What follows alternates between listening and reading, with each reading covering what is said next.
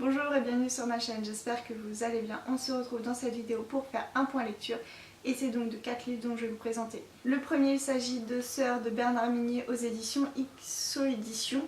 Donc c'est le dernier qui est sorti au mois d'avril et pour lequel évidemment je me suis jetée dessus, donc aussitôt acheté, aussitôt lu, et ça a été pour moi une lecture géniale. Pour ceux qui le savent, qui me suivent depuis un petit moment, Bernard Minier est pour moi un auteur chouchou. J'adore tout ce qu'il a fait, j'ai lu et adoré vraiment tout ce qu'il a fait. Et j'adore donc sa série avec le commandant Martin Servaz. On l'a suivi depuis Glacé avec toute son histoire qui tourne autour donc de Julian Hirtman. Et enfin voilà, pour moi ça a été vraiment une découverte cet auteur, ça a été vraiment une plume que j'adore et que j'aime suivre. Et voilà, maintenant j'en suis à acheter ses romans au moment de sa sortie. Mon grand format pour me jeter dessus, c'est un truc de fou. J'achète rarement des grands formats, sauf qu'en ce moment j'en achète. C'est vrai qu'en ce moment j'en ai acheté pas mal. Enfin bon, bref, j'en achète très rarement et celui-ci est un auteur dont maintenant je vais me jeter dessus. Alors, sorti en grand format, c'est pas bien, parce que c'est cher un grand format, mais c'est Bernard Minier, donc voilà. Donc ici, on découvre encore une nouvelle facette de Martin Servaz, donc du personnage récurrent de Bernard Minier, son personnage en fait, et ça m'a beaucoup plu. Je ne suis pas objective dans cet avis, évidemment, puisque pour moi, ça a été, pour moi j'adore ce qu'il fait, donc je ne vais pas être objective. Mais ici, on va découvrir une nouvelle facette dans cette enquête, en fait, dans cette double enquête, puisque la première partie est consacrée à Servaz quand il était plus jeune, et ensuite on a la deuxième partie avec l'enquête d'aujourd'hui, donc Martin Servaz adulte, comme on le connaît, avec tout son comment je veux dire, tout son caractère qu'on l'a connu avec les autres romans. Donc voilà, c'est quelque chose qui m'a beaucoup plu de découvrir une nouvelle facette de Servaz, sa toute première enquête en fait, celle qui l'a fait devenir policier. Donc la première partie tourne autour d'une enquête dont un auteur de thriller, un auteur de roman noir, va être suspecté de meurtre. Et on va donc suivre Martin Servaz dans toute cette enquête, dans toute cette intrigue, qui au final va se terminer en autre boudin parce que bon bah c'est pas lui le commandant, c'est pas lui le chef, donc quand on lui dit stop, il est obligé d'arrêter. Quand il y a le coupable sous leur nez, ils n'ont pas le choix d'arrêter, même si lui il a des doutes de quelque chose, il ne peut rien faire. Et donc on se rend compte que quand on est un petit jeune, bon bah voilà, il n'a pas la capacité, comment je pourrais dire, il peut pas commander, il peut pas décider, il peut rien faire, donc il suit le mouvement. Et c'est vraiment dans cette enquête qu'on va voir comment Martin Servaz va décider d'être, comment il va décider d'être policier. Voilà, parce que quand il était plus jeune, donc je sais pas, dans les années je sais plus combien, c'était différent d'aujourd'hui et il y a des façons de faire qui ne lui plaisaient pas et c'est là qu'il sait ce qu'il ne veut pas faire lui en tant que policier. Et c'est ça qui m'a beaucoup plu, c'est de voir le développement du caractère de Servaz quand il était beaucoup plus jeune, lors de cette toute première enquête. Et donc dans la deuxième partie, dans laquelle on a affaire à la dernière enquête de Servaz, puisque c'est aujourd'hui, on va retrouver cet auteur de thriller qui était suspecté de meurtre à l'époque et qui au final a été innocenté. Bizarrement, on va le retrouver avec encore une fois des choses assez troubles autour de lui, des questionnements autour de lui, puisque en fait c'est sa femme à cet auteur qui est décédée, qui est morte, assassinée.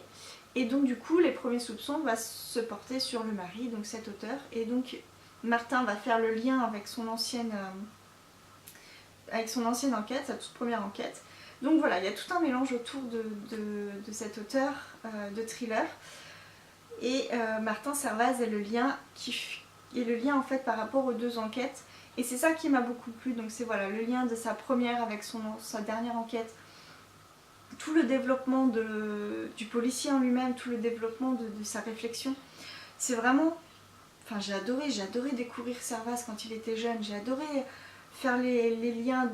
Puis l'intrigue est juste hyper prenante. On a vraiment envie de savoir Donc ouais, je suis pas objective, j'ai adoré ce roman, je l'ai lu très rapidement parce que pour moi c'était juste génial, avec un petit goût de trop peu, hein, évidemment c'est trop court, parce que maintenant il va falloir attendre encore une bonne année avant d'avoir un prochain roman de cet auteur.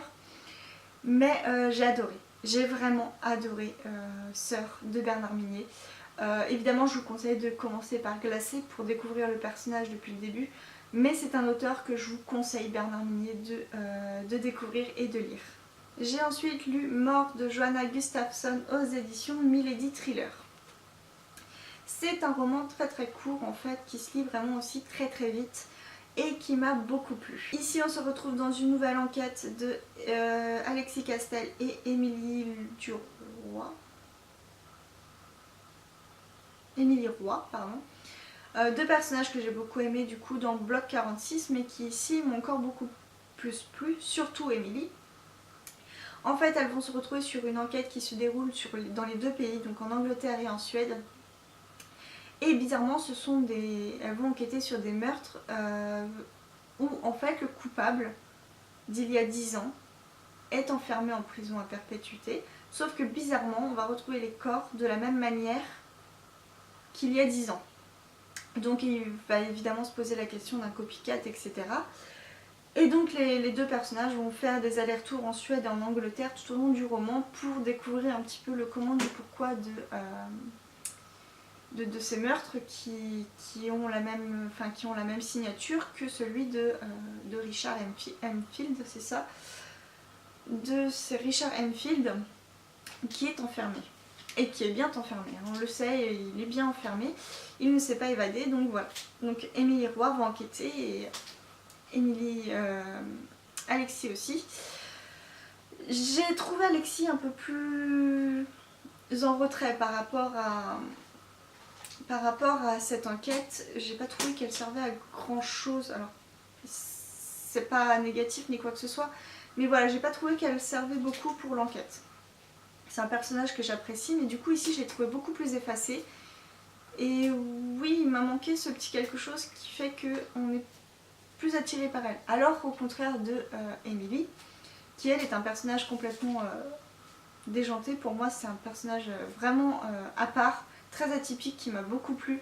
Donc c'est la profileuse, du FBI ou je sais plus, enfin voilà, c'est une profileuse qui cerne donc les crimes, elle cherche à comprendre les signatures, etc. et à comprendre donc le caractère et la psychologie des tueurs. Et son personnage est vraiment très atypique et ça j'apprécie beaucoup quand les auteurs arrivent à nous mettre un personnage complètement déjanté dans leur roman. Donc moi je l'ai beaucoup aimé. Émilie c'est un personnage que j'aime beaucoup. Donc le bruit que vous entendez c'est mon chat qui joue avec le plastique. Qui joue avec un plastique en fait. Donc il ne faut pas s'inquiéter. Donc voilà, donc dans ce roman on va suivre l'enquête des deux femmes. Et à côté de ça, on va aussi avoir un petit côté retour dans le passé avec les crimes qui se sont passés au moment de Jack l'Éventreur. Donc c'est pareil, j'ai pas tout compris à quoi Jack l'Éventreur servait, même si j'ai compris le lien ensuite à la fin. Donc voilà, ça a été pour moi une très bonne lecture, surprise par la fin évidemment. C'est voilà, une très très bonne lecture, un roman qui se lit très vite en plus, donc qui est assez court et qui se lit très vite. Les Milady Thrillers souvent c'est le cas. Moi j'aime beaucoup, en tout cas ça m'a beaucoup plu, bien plus que Bloc 46 qui m'avait déjà beaucoup plu. Donc une auteure à suivre pour moi, qui me plaît, voilà, c'est en tout cas des personnages pour lesquels je me suis attachée. Je vais ensuite vous parler d'un roman qui m'a un peu moins plu, ou du moins pour moi ça n'a pas été une superbe lecture. Il s'agit de La plantation de Léa Meachan aux éditions Charleston. Ça fait des années que j'ai ce livre, en fait, je crois depuis sa sortie poche que j'ai ce livre dans ma pile à lire. J'arrivais pas à le sortir et puis bah là du coup j'en ai fait une lecture commune avec Maëva. Et je pense qu'au final on a à peu près le même avis et qu'on peut dire que ce roman est plutôt bof bof. Alors j'en garde un bon souvenir, hein, ça va pas être le problème.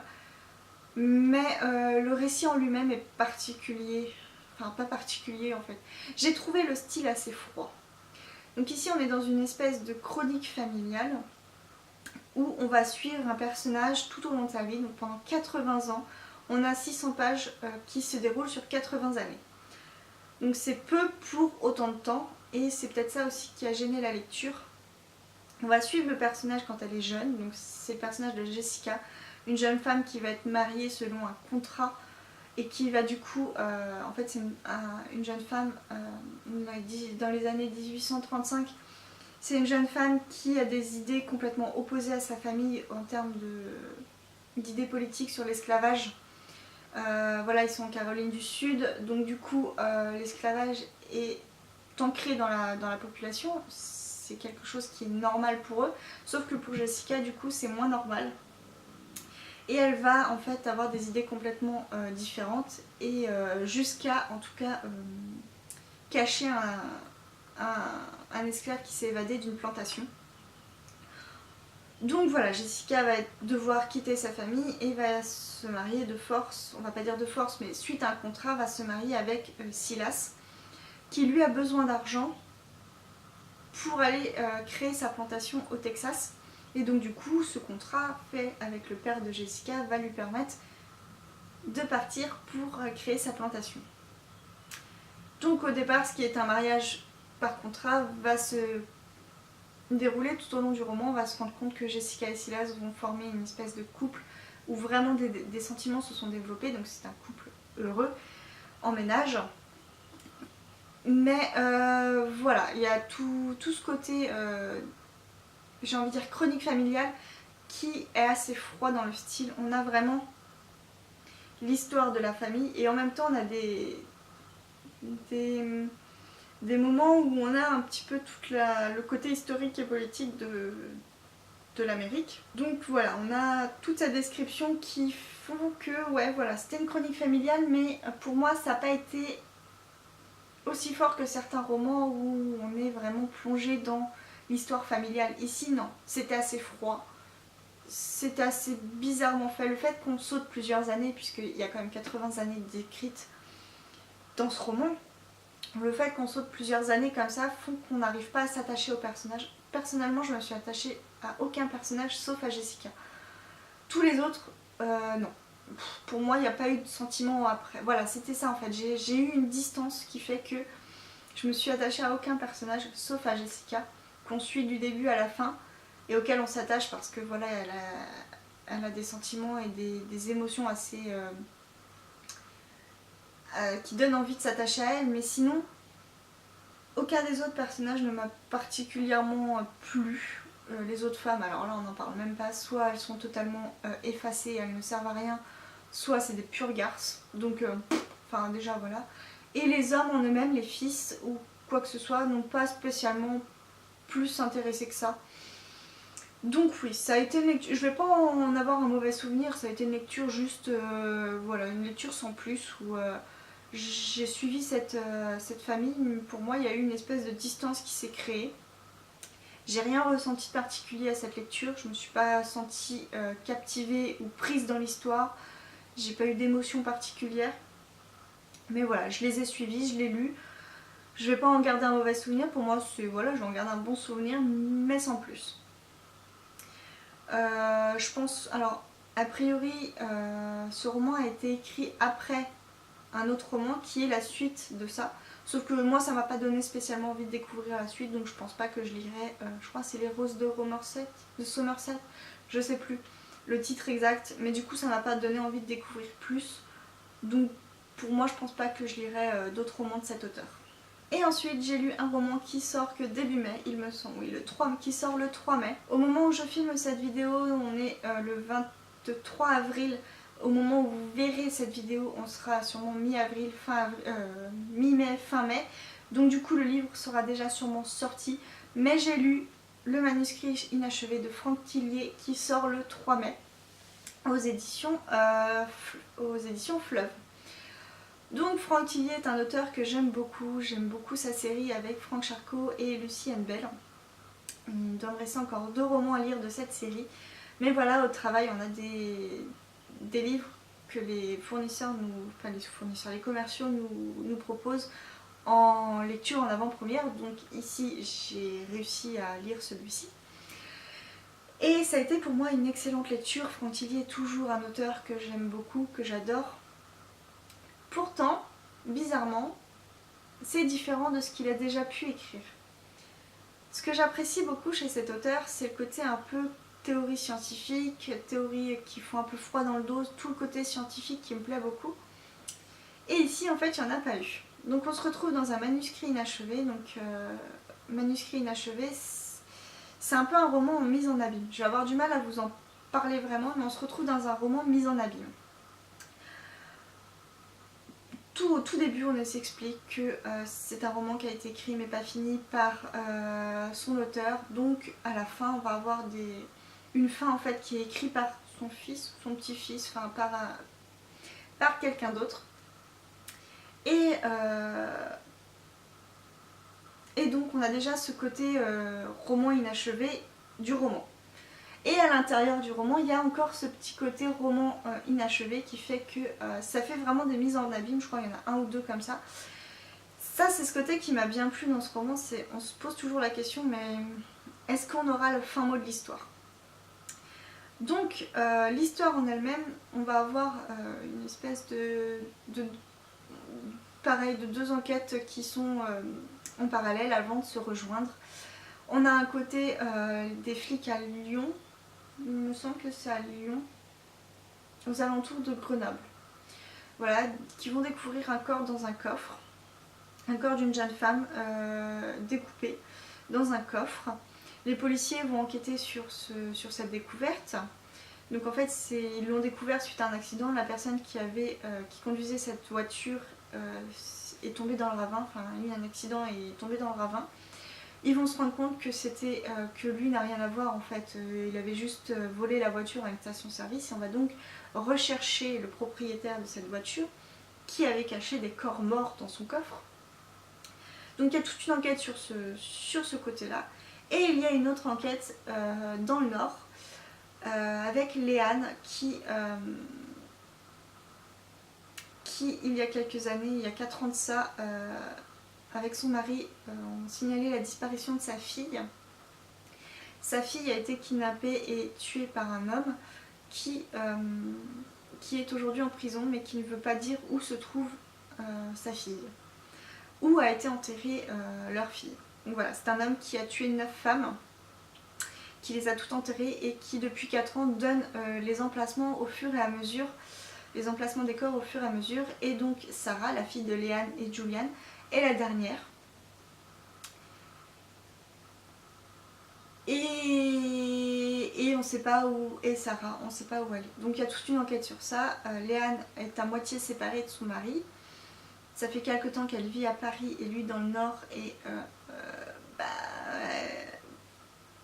voilà, ils sont un peu séparés. Le couple n'a pas vraiment tenu à cette disparition, à cette mort. Et au final, un jour, ils vont l'appeler comme quoi Julian a eu un accident. Il a été retrouvé battu à mort sur la plage et il est à l'hôpital. Donc elle va à l'hôpital et là en fait Julian est amnésique. Il ne se souvient plus de rien de toute sa vie. Et en fait depuis 4 ans il avait compulsé des dossiers pour retrouver sa fille, pour savoir où elle était enterrée. Et pour lui c'était vraiment sa recherche de sa vie. Et donc là il ne se souvient de plus rien.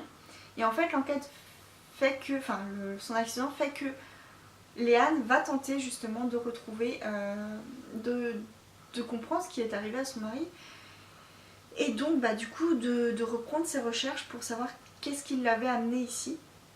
Donc il y a tout ce côté qui se mélange évidemment, les enquêtes vont se recouper, je peux pas plus vous en dire, les enquêtes vont se recouper. C'est en tout cas très prenant, c'est vraiment très très prenant, il y a beaucoup de choses. Donc moi j'ai vu certaines ficelles arrivé assez loin, mais ça m'a pas empêché d'apprécier ma lecture. D'autres font que ça a été une petite surprise puisque je m'y attendais pas, même si j'avais deviné certaines choses. Du coup ça n'a pas été une grosse révélation, mais j'avais deviné certaines choses, ce qui fait que j'ai adoré. J'ai vraiment été prise dans cette histoire. Par contre, du coup l'auteur nous a fait un coup à la fin. Par contre ça, je déteste ça, mais bon. Et je suis assez... Voilà. l'auteur n'a pas été sympa avec nous. Enfin, à part ça, ça a été une excellente lecture, j'ai adoré, j'ai vraiment été plongée dedans, dans ce manuscrit inachevé, d'un manuscrit inachevé, puisque Léane est aussi autrice, je l'avais pas mentionné, mais voilà, c'est aussi une auteure de romans policiers qui a publié un roman sur un auteur qui a publié un roman inachevé, enfin voilà. C'est vraiment des mises en abîme de romans inachevés et on se mélange dans tout ça et on est pris dans l'enquête, on est pris dans les intrigues et j'ai adoré. Il n'y a pas d'autre mot, j'ai adoré, ça m'a vraiment beaucoup plu. C'est un très très bon roman. Franck Tillier est encore une fois excellent. Il n'y a pas d'autre mot. Donc oui, on n'a pas le côté scientifique comme dans ces autres romans. Enfin pour moi, j'ai pas retrouvé ce côté scientifique, théorie scientifique comme j'aime beaucoup dans ces autres romans. Mais ça m'a quand même beaucoup plu, tout ce côté un peu mise en abîme autour des romans, de l'écriture du roman. Et sa façon de percevoir par rapport à notre vie dans tous les jours, et c'est vraiment quelque chose qui est génial. Donc un roman que je vous conseille, il sort le 3 mai, ou il est sorti le 3 mai selon le moment où je publie cette vidéo. Donc voilà, je vous ai parlé de 4 de mes dernières lectures, donc ce sont des lectures du mois d'avril. En tout cas c'était des très bonnes lectures pour certaines, d'autres un peu moins, mais bon ça arrive. Et voilà, j'espère que ça vous a plu, n'hésitez pas à me dire en commentaire si vous en avez lu certains de ces livres, si ça vous a plu ou pas, de me dire pourquoi, si certains vous tentent. Donc voilà, n'hésitez pas à me laisser un petit commentaire. Et moi en tout cas, je vous dis à très bientôt pour une prochaine vidéo. Bye bye.